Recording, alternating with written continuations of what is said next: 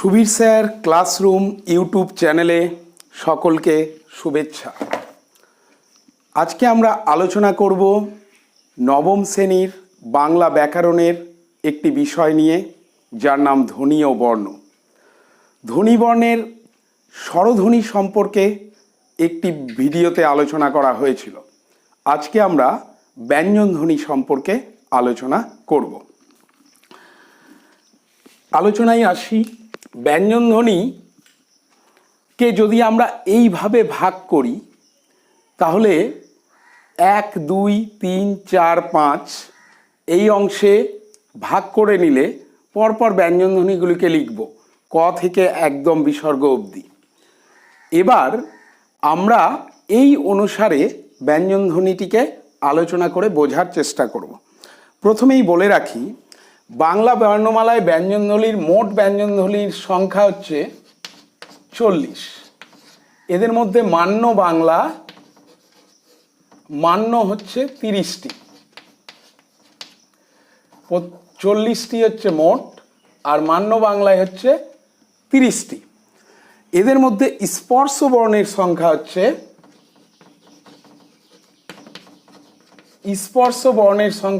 25টি। আমরা আলোচনা করব। তাহলে স্পর্শ বর্ণ কাকে বলছি? যে বর্ণগুলি উচ্চারণ করতে গেলে বাকযন্ত্রের কোনো না কোনো অংশকে স্পর্শ করে উচ্চারণ করতে হয়, তাকে স্পর্শ বর্ণ বলে। ক থেকে ম পর্যন্ত সমস্ত বর্ণই উচ্চারণ করার সময় বাকযন্ত্রের কোনো না কোনো অংশ স্পর্শ করে উচ্চারণ করতে হয়, তাই এদের বলা হয় স্পর্শ বর্ণ। এবার ব্যঞ্জন বর্ণকে যদি ভাগ করি, তাহলে 3 রকমভাবে ভাগ করা যায়। এক হচ্ছে স্থান অনুসারে, মানে কোন স্থান থেকে উচ্চারণ হচ্ছে সেই অনুসারে। 2 হচ্ছে শ্বাসবায়ুর গতিপথ অনুসারে,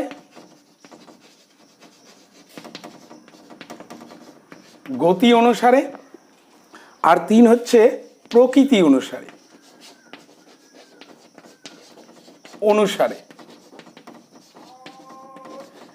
3 রকম ভাবে আলোচনা করা যায়। এক, উচ্চারণের স্থান অনুসারে, কোন স্থান থেকে উচ্চারণ হচ্ছে সেই অনুসারে। 2 হচ্ছে শ্বাসবায়ুর গতিপথ অনুসারে, শ্বাসবায়ুটা কম বেশি এই অনুসারে। আর 3 নম্বর হচ্ছে প্রকৃতি অনুসারে। আমরা প্রথমে উচ্চারণ স্থান অনুসারে আলোচনা করব।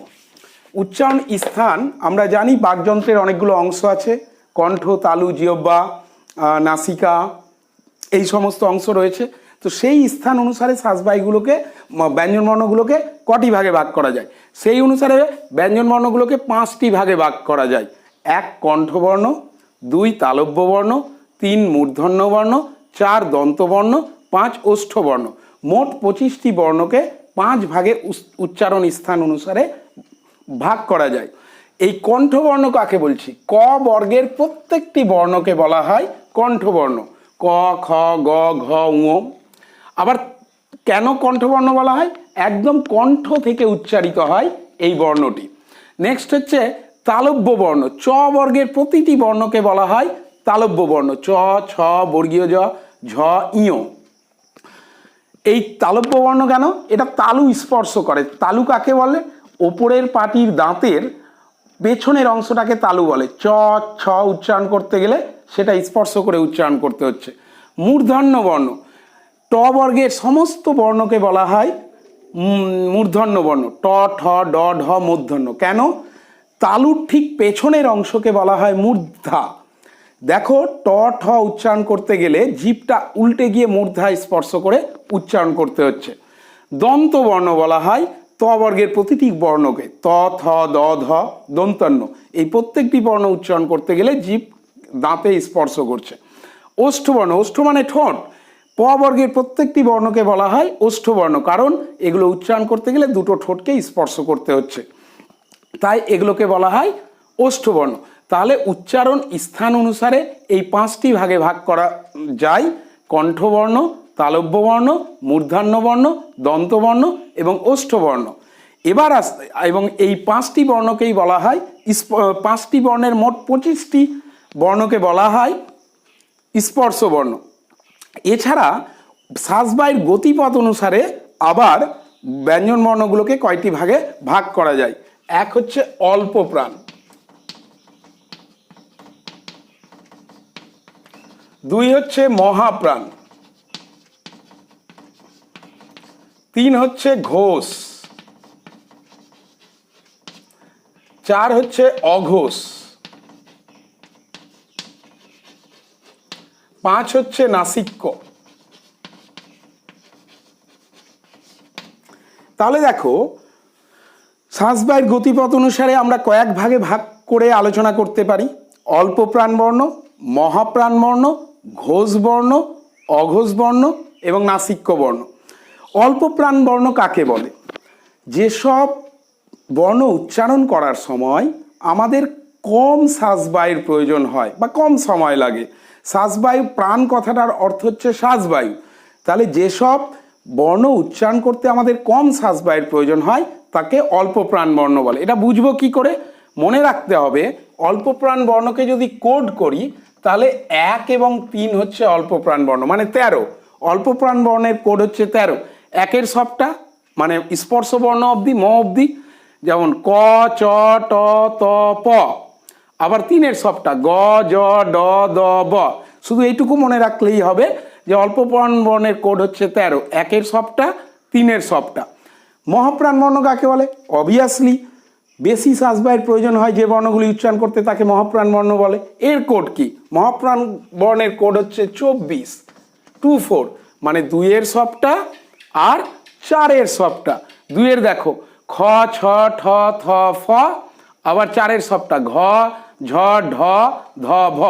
এই মহাপ্রাণ বর্ণের কোড হচ্ছে 24। এইটুকু মনে রাখলেই হবে। নেক্সট হচ্ছে না ঘোষ বর্ণ। ঘোষ বর্ণ কাকে বলি? ঘোষ কথার অর্থ হচ্ছে গাম্ভীর্য। কিছু কিছু বর্ণ উচ্চারণ করার সময় স্বরতন্ত্রীর কারণে আমাদের গম্ভীর্যের সঙ্গে উচ্চারণ করতে হয়। যে সকল বর্ণ গাম্ভীর্যের সঙ্গে উচ্চারণ করতে হয় তাদের বলা হয় ঘোষ বর্ণ। ঘোষ বর্ণ কি করে বুঝবো? ঘোষ বর্ণের কোড হচ্ছে 345, 3, 4, 5। দেখো 3-এর সবটা, 4-এর সবটা এবং 5-এর সবটা। 3-এর গ, জ, ড, দ, ব, ঘ, ঝ, ঢ, ধ, ভ, উ, ঞ, মূর্ধন্য দন্ত ন, ম। এই সব বর্ণগুলোকে বলা হয় ঘোষ বর্ণ। অঘোষ বর্ণ যেসব বর্ণগুলো উচ্চারণ করতে একটু হালকাভাবে উচ্চারণ করতে হয়, গাম্ভীর্যের সঙ্গে নয়, তাদের বলা হয় অঘোষ বর্ণ। এর কোড কি? এর কোড হচ্ছে 12, 1 এবং 2। 1-এর সবটা, 2-এর সবটা। 1-এর ক, চ, ট, ত, প, 2-এর খ, ছ, ঠ, থ, ফ। এদের বলা হয় অঘোষ বর্ণ। নাসিক্য বর্ণ যেসব ব্যঞ্জন বর্ণ উচ্চারণ করার সময় আমাদের শ্বাসবায়ু নাক দিয়ে নির্গত হয় তাদের বলা হয় নাসিক্য বর্ণ। এটা বুঝবো কি করে? এর কোড হচ্ছে 5, মানে 5-এর সবটা উ, ঞ, মূর্ধন্য দন্তন্য ম। তাহলে বোঝা গেল শ্বাসবায়ুর গতিপথ অনুসারে ব্যঞ্জন বর্ণ এই কয়েক ভাগে ভাগ করা যায়। অল্প প্রাণ বর্ণ যার কোড 13, মহাপ্রাণ বর্ণ যার কোড হচ্ছে 24, ঘোষ বর্ণ যার কোড 345, অঘোষ বর্ণ যার কোড 12 আর নাসিক্য বর্ণ যার কোড 5। এবার আমাকে যদি বলা হয় অল্প প্রাণ ঘোষ বর্ণ কোনটা? অল্প প্রাণ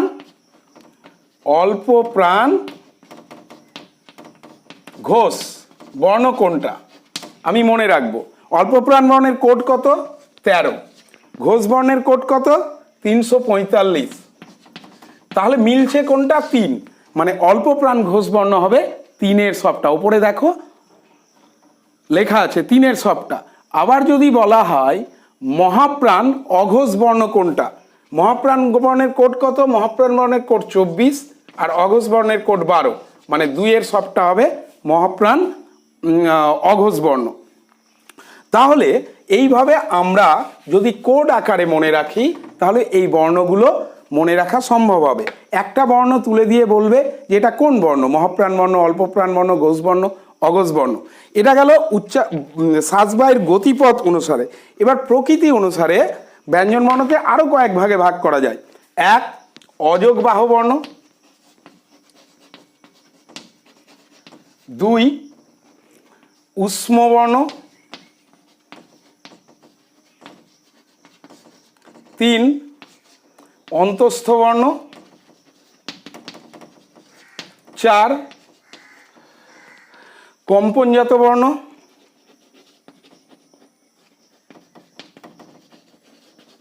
5 তারণজাত বর্ণ,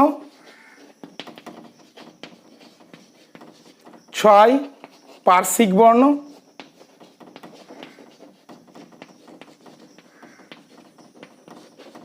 তাহলে কয়েকটা ভাবে প্রকৃতিগতভাবে ভাগ করা যাচ্ছে।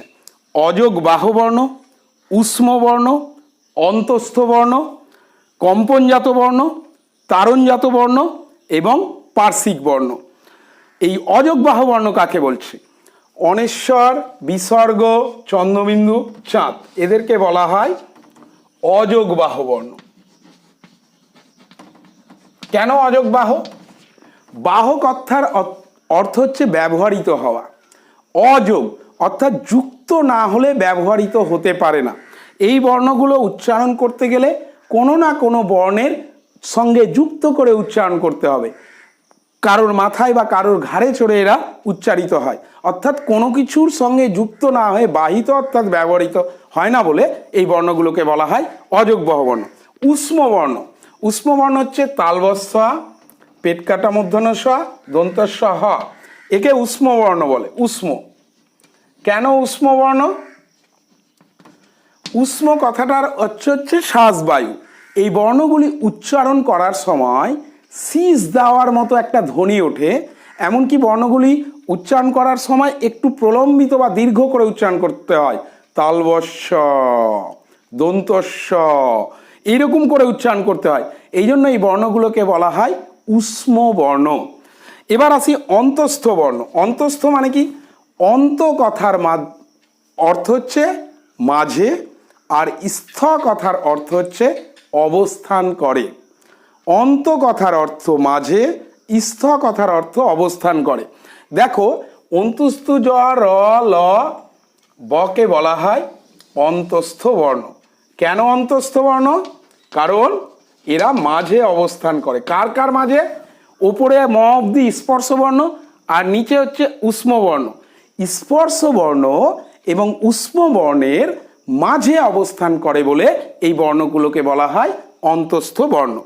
এবার আসি কম্পনজাত বর্ণ। রকে আবার আলাদা করে কম্পনজাত বর্ণ বলে। কম্পনজাত, কেন কম্পনজাত? দেখো, র উচ্চারণ করার সময় জীবের অগ্রভাগটা কেঁপে উঠছে। র উচ্চারণ করার সময় জীবের অগ্রভাগ কেঁপে উঠছে। র শ্বাসবায়ু ওখানে বাধাপ্রাপ্ত হয়ে জীবটা কাঁপে, এই জন্য একে বলা হয় কম্পনজাত বর্ণ। আবার ডয় শূন্যরা, ঢয় শূন্যরাকে বলা হয় তারণজাত বর্ণ। কেন তারণজাত বর্ণ? তারণ করা মানে ধাক্কা দেওয়া। এই ডয় শূন্যরা, ঢয় শূন্যরা উচ্চারণ করার সময় জীবটা ওপরের তালুতে লাগছে এবং শ্বাসবায়ু জোরে জীবে ধাক্কা দিচ্ছে। ডয় শূন্য র, ঢয় শূন্য র, জীব ওপরের তালুতে লাগছে, ধাক্কা দিচ্ছে শ্বাসবায়ু। এই যে ধাক্কা দেয় মানে তারণ করে বলে এই বর্ণগুলোকে বলা হয় তারণজাত বর্ণ। হয়ে গেল। তারপর হচ্ছে পার্শ্বিক বর্ণ। ল, এই লটাকে বলা হয় পার্শ্বিক বর্ণ। কেন পার্শ্বিক বর্ণ? কারণ এই বর্ণটি উচ্চারণ করার সময় শ্বাসবায়ু জীবের দুই পাশ দিয়ে নির্গত হয় বা বেরিয়ে যায়, তাই একে বলা হয় পার্শ্বিক বর্ণ। তাহলে এবার আমি টোটাল জিস্টে আসি। বাংলা ব্যঞ্জন বর্ণের সংখ্যা হচ্ছে 40টি, এর মধ্যে মান্য বাংলায় 30টি, স্পর্শ বর্ণ মোট 25টি ক থেকে ম পর্যন্ত। বা ব্যঞ্জন বর্ণকে 3 রকম ভাবে ভাগ করা যায়। এক হচ্ছে উচ্চারণের স্থান অনুযায়ী, 2 হচ্ছে শ্বাসবায়ুর গতিপথ অনুযায়ী, 3 হচ্ছে প্রকৃতি অনুসারে। উচ্চারণ স্থান অনুসারে 5টি ভাগ: কণ্ঠবর্ণ, তালব্যবর্ণ, মূর্ধন্যবর্ণ, দন্তবর্ণ, ওষ্ঠবর্ণ। উচ্চারণের শ্বাসবায়ুর গতিপথ অনুসারে আরও কয়েকটি ভাগ: অল্প প্রাণবর্ণ, মহাপ্রাণবর্ণ, ঘোষবর্ণ, অঘোষবর্ণ, নাসিক্যবর্ণ, তারণজাত বর্ণ। অল্প প্রাণ বর্ণের কোড হচ্ছে 13, 1, 3। মহাপ্রাণ বর্ণের কোড হচ্ছে 24, 2, 4। ঘোষ বর্ণের কোড হচ্ছে 345, 3, 4, 5। অঘোষ বর্ণের কোড হচ্ছে 12, এবং নাসিক্য বর্ণের কোড হচ্ছে 5। আমরা সবগুলোই করতে পারবো। এছাড়াও প্রকৃতি অনুসারে অযোগ বাহু বর্ণ, খণ্ডেত্তর, অনেশ্বর, বিসর্গ চন্দ্রবিন্দু চাঁদ, এদেরকে বলা হয় অযোগ বাহু বর্ণ, কারণ কোনো কিছুর সঙ্গে যুক্ত না হয়ে বাহিত হতে পারে না। উষ্ম বর্ণ, তালবস্য, পেটকাটা মতনস্ব, দন্তস্ব, হকে বলা হয় উষ্ম বর্ণ, কারণ এটা শীষ দেওয়ার মতো ধ্বনি উত্তর হয়। অন্তস্থ বর্ণ, উন্তুস্তু জ র ল বকে বলা হয় অন্তস্থ বর্ণ, কারণ স্পর্শ বর্ণ আর উষ্ম বর্ণের মাঝে অবস্থান করে। কম্পনজাত বর্ণ, রকে কম্পনজাত বর্ণ বলে। তারণজাত বর্ণ, ঢয়শূন্যরাকে তারণজাত বর্ণ বলে। পার্শ্বিক বর্ণ, লকে পার্শ্বিক বর্ণ বলে। এই হলো ব্যঞ্জন বর্ণের পুরো বিভাগ। আমরা পরবর্তী ভিডিওতে ধ্বনি পরিবর্তন সম্পর্কে আলোচনা করব। তো ততক্ষণের মধ্যে জন্য সকল ছাত্রছাত্রীর কাছে একটাই নির্দেশ, পড়তে থাকো, এগোতে থাকো, আরও বড় হয়ে ওঠো। ধন্যবাদ।